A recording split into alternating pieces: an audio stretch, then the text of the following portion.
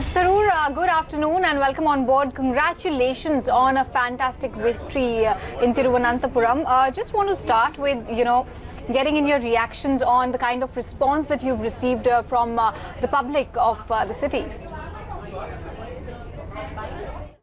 Thank you. Well, I must say that it was even better than we had expected. As you know, I actually managed to outdo both my previous wins with a majority of over 1 lakh. And that is for us a matter of enormous satisfaction at a time when many of the exit polls and so on had actually given the seat to the BJP. So it's very, very satisfying to have won such a resounding majority. Well, Mr. Tharoor, it's a huge hat-trick victory for you, but a massive loss for the Congress party at the same time. What are the lessons for the Congress party and how will it look to recover from the mandate that, the BJP has seen in 2019? Well, I think we have no choice. We absolutely must recover, Ruchi, because we are the one viable national opposition party in the country, and the revival plan must start tomorrow, not just because of the elections 5 years from now, but the various state elections in between and the various ways in which we must rebuild the party. So this is not a time for us to sit back and lick our wounds. We have to absolutely revive ourselves. Let me say that when you look at the national picture, it came as a shock to many of us, including myself. I don't think any of us expected to be doing so badly. And I think we do need to ask ourselves serious questions as to how we could misread the mood of the nation as we have done, what we failed to understand, what we got wrong, and what the BJP got right. I think there's no taking away from the fact that they deserve congratulations on an astonishing victory. Many of us thought 2014 was a fluke victory, that it could never be repeated, and they have not only repeated it, they've exceeded it, which is something they said they would do, and we took it for pure bravado. We can learn from that. So I think there is some serious internal discussion required in the Congress party. Sir, Rahul Gandhi has also lost from Amethi. Is this symbolic of what Congress campaign lacked and what Congress needs to rebuild? Well, in some parts of India, that's true. You see, when I'm representing the alternative reality which we have in Kerala, where, as you know, we swept the state. And we have a very strong, dedicated, efficient and well-organized grassroots campaign organization structure. But I'll concede the point you are making that in many parts of the country, that structure has atrophied. We don't have everywhere the kind of presence at the booth level and the mandal level that is absolutely indispensable to win any election. So, yes, there is a serious organizational revamp necessary. We've got some parts of that revamp right. For example, the whole business of data analytics, of SMS communications with party workers. That stuff from the high-tech, modern, top-down approach is working very well. We need to complement it with a little more bottom-up. And that, I think, is where to some degree, we have found ourselves in this last election lacking.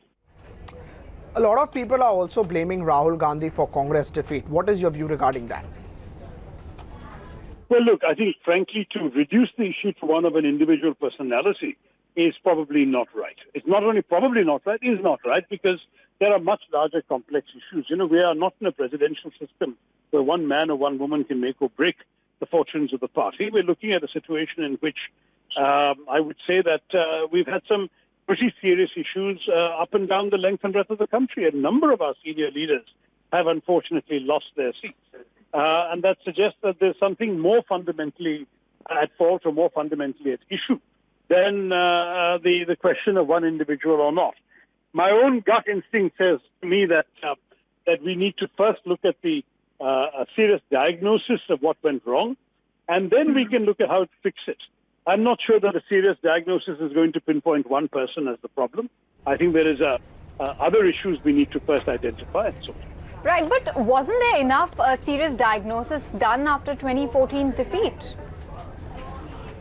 There was a serious attempt at revival, including from the very leader himself that you're now impugning. I mean, Rahul Gandhi spent the last year almost continuously 24/7 on the campaign trail. There was a blur of activity in every state. Every day he was in a different place. He was speechifying, campaigning, meeting party workers. I mean, I honestly think it's very difficult to reproach him for his extraordinary reach in the course of the last year. So it didn't work. The question is, why didn't it work? Was our messaging wrong? Did we get something tactically wrong about the way in which the election would be decided? I'll give you one example. It was a commonsensical conclusion we derived that people would vote in their own interest. That is that given that there's unemployment at a 45-year record high, that economic growth is down 2%, that so many SMEs closed because of demonetization, that farmers are committing suicide, we thought the economic message alone would cost the BJP a lot of votes. After all, why would a young man who voted for Mr. Modi in 2014, expecting to get a job that he didn't have, give him a vote again in 2019 when he still doesn't have that job? And yet somehow that worked for the BJP. We were not able somehow to exploit the genuine economic failures of this government to deliver votes for the Congress party. And we need to ask ourselves why.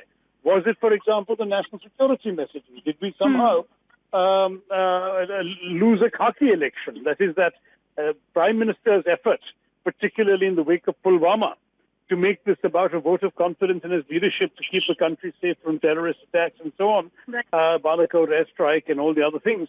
Was that the issue that brought us down? I think we really need to do some serious study. I mean, I honestly don't think I know a single political analyst of any serious repute who thought the BJP could replicate its single-party majority in 2019. If you can find me one, I will take my hat off to that person. And yet, they have actually increased the number of seats the BJP has in the Lok Sabha. That is bewildering. And to my mind, it suggests that they have mastered something that we have not put our finger on, and we need to do that. Right, but you know, if you look at the mandate of 2019, in many ways it also reflects the lack of cohesion between the opposition parties, including Congress party. What do you have to say about that? Well, now you're getting into the realm of tactics, where you're saying, imagine if we had put all the opposition parties together in one coalition, would they not have won? And that probably is true if all the votes had transferred. I mean, I've heard, for example, in UP, an argument from some of my Dalit friends that, can we be sure that a Congress party voter who is used to voting for an upper caste candidate would necessarily vote for a Dalit candidate on behalf of the same Gathbandhan? Maybe we're better off with you having your own candidate because that person will lose, but he'll take away votes that would otherwise go to the BJP. Quote unquote. I've heard this from people of other parties. Right. So, I mean, you know, for us to say if you add the votes of BSP, SP, Congress, RLD, we would have swept UP, that's all very well and good, but then you're presuming a lot of things about voter behavior that perhaps we should not be presuming.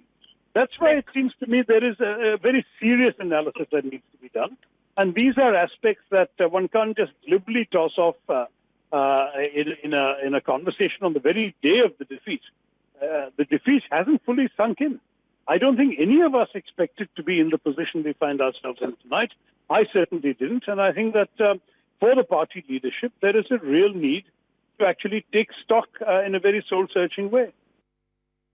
All right, Mr. Tharoor, great chatting with you. Thank you so much for joining us right after the verdict came out. Today is an important day, a lot of reactions coming in. Mr. Tharoor is one of the important ones to watch out for.